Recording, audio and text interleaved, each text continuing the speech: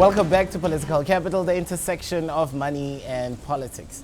Over the last several weeks, we've heard ominous words come out of the Zulu monarch, going as far as to even threaten an independent Zulu homeland. This, of course, emanates from the great land debate, to expropriate or not to expropriate. But who politically stands to gain the most out of the debate? Joining me to discuss this is a political economist, author, and also the deputy chairperson of the South African Institute of International Affairs, Mr. Moeletsi Mbeki. For your time, sir, I thank you. It's a pleasure. Mr. Mbeki, what we saw over the weekend, seeing the president dropping literally everything to go and bend the knee in front of the Zulu monarch and guarantee him that his land is not to be expropriated.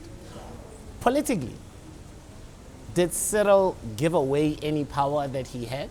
And by so doing, did he cement the power of the Zulu monarch?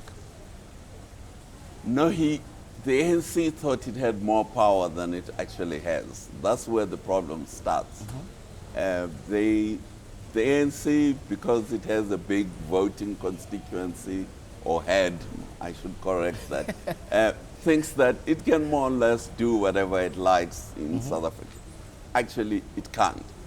South Africa is a very complex society, and there are many interest groups which have many rights in this country. So you can't just go to your conference like the ANC did at Nasrec, and then, you know, in the whole hysteria of the conference of 5,000 people, you pass resolutions that I will take land from this one and do such and such.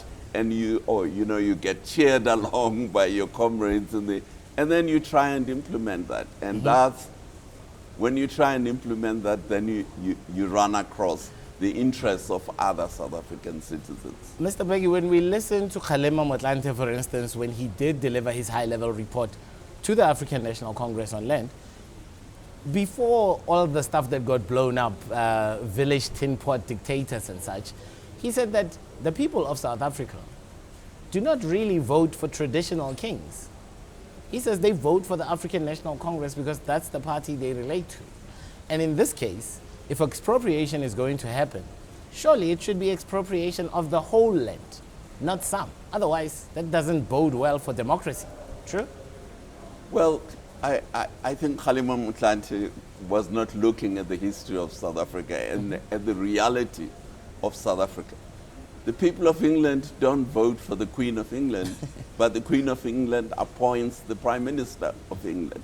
So to tell us that no, the people don't vote for the traditional leaders, the reality is that traditional leaders are part of the governance system of South Africa. They are there acknowledged in the Constitution of South Africa as part of the governance. Now, whether the Constitution should or shouldn't have recognized them, it's an academic point. The reality is they are part of the governance, and so you have to work with that reality. The problem with that governance is that democratically you cannot say that we are expropriating land, but such land will be set aside.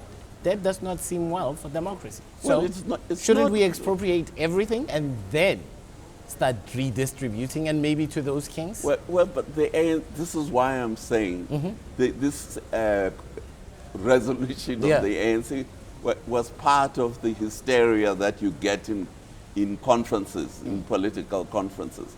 They get carried away with their own self-importance. They think they can pass any resolution, any law under the sun. They whip themselves into this kind of hysteria. And then their party thinks it can implement these hysterical resolutions, and now they're hitting the brick wall. The land debate on its own, politically, please tell me if you agree or disagree with my analysis. For the African National Congress, the land expropriation debate gives them a chance to gain some of the lost support, some of the lost ground that they had. For the EFF, this land debate is the trump card. For the Democratic Alliance, this land debate could potentially come at great cost to them, because they are not entertaining any debate around it at all. In fact, they want current institutions to carry on expropriating? Well, first, in terms of for the ANC and the EFF, it's not going to give them any votes. Why? I agree with you. They think it will. They think it's an anti-white. What the land expropriation is an anti-white ploy to attack the white farmers and to give the impression to the voters that the problems that South Africa has, why you don't have a house and you are living in Diepsloot, is because the whites, is because of the whites, and especially because of the white farmers. Now, the people who are in Diepsloot know that is not true. So it won't give them. This has been tried in Zimbabwe. It didn't give Mugabe a vote. That's why Mugabe has been rigging the elections since 2000. It's because people know this is a lie and that it is not the solution to their problems. So it won't give the ANC any extra votes. It won't give the EFF any extra votes. And from what I have heard, I have seen from the DA, they are just ignoring the whole thing other than making a few comments here and there. Because they know it won't, the people of South Africa see this for what it is. This, for what it is, has been presented. There's all these debates going on around the country, people speaking about how they feel to parliamentary committees about the expropriation of land. And there is a lot of fervor and emotion. People have an emotional attachment to land that you see, especially when you go to the outskirts of urban areas, shall I say. Do you not see how the grassroots could potentially be attracted to that message? That I will get something out of this, that the likelihood of me getting some land to work is more so with the ANC and the EFF than it is with the DA, for instance? No, the politicians are trying to whip up a mass hysteria about land. They are the ones who are hysterical about the ordinary South African is not. The people you are talking about on the edge of the cities, they need housing. They don't need land. So if you go to Diepsloot today, the people there don't need land. They're living in shacks and it is winter. And the people in Khayelitsha are living in shacks and it's raining and they are swimming in the water. They need proper housing. So the politicians are lying to them, saying what you need is land. What those people need is housing, it's not land. I'm going to take us back to this past weekend, the meeting between President Ramaphosa and the Zulu King Goodwill Zwelithini. Was it a mistake by the president, miscalculation, to just meet with the Zulu King? What does it say about other monarchs that are around the country that form part of Contralesa? Yeah, but this is the point I was making. If you're going to whip up hysteria amongst your members at a conference of your party, and you start to think that this is the law of the land or this is the law of God, then you're going to end up like where the president ended up. The president went to His Majesty, terrified now that the Zulu King might mobilize the Zulu people, not to fight. He doesn't think not to vote. KZN. No. He thinks he might mobilize them to abstain from voting. And since that's such a big population, that's what Cyril is afraid of. If the people in KZN abstain from voting, the ANC will lose the election. That's why he's in a panic. Cyril Ramaphosa must be worried about KZN because his popularity there refuses to soar. Even now, even after this concession that he's given to the king, there's deep divisions from ANC members who essentially are not happy with their own president.